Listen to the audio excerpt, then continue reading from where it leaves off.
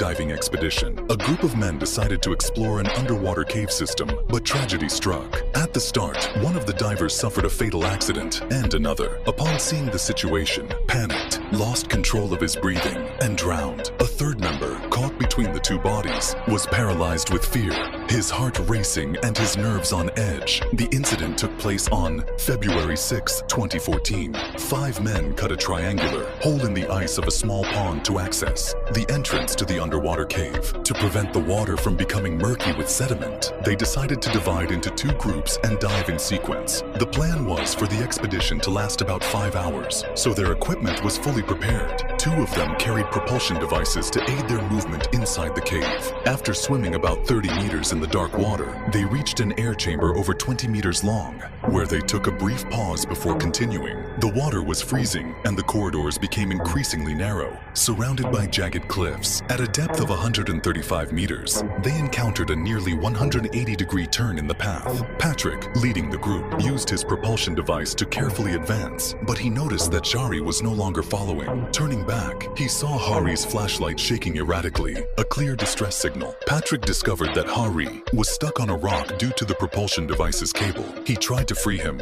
but Jari, in panic, began to breathe uncontrollably. All of them were using closed-circuit rebreathers, which recycle air and allow for longer dives. However, in situations of panic, they can cause carbon dioxide poisoning. Jari's equipment detected abnormal breathing and triggered an alarm. He tried to switch to his emergency, open-circuit tank, but swallowed water and began convulsing. Patrick placed a regulator in Jari's mouth, but it was too late. Jari was no longer moving. Desperate, Patrick forced himself to stay calm. He wanted to take Jari's body back, but realized his own breathing was becoming irregular. His dive computer indicated that he would need 40 minutes to ascend safely and decompress, far beyond the original plan. Reluctantly, he continued alone. Meanwhile, the other 3 divers entered the cave as planned, unaware of what had happened. Upon reaching the depths, they found Jari's body stuck and were shocked. One of them, Gary, also panicked at the sight. His rapid breathing led to confusion, and he quickly switched to emergency equipment. Kai, who was behind him, tried to calm him down, but Gary also succumbed. Now alone, Kai was overwhelmed by a sense of helplessness. The murky water obscured his vision,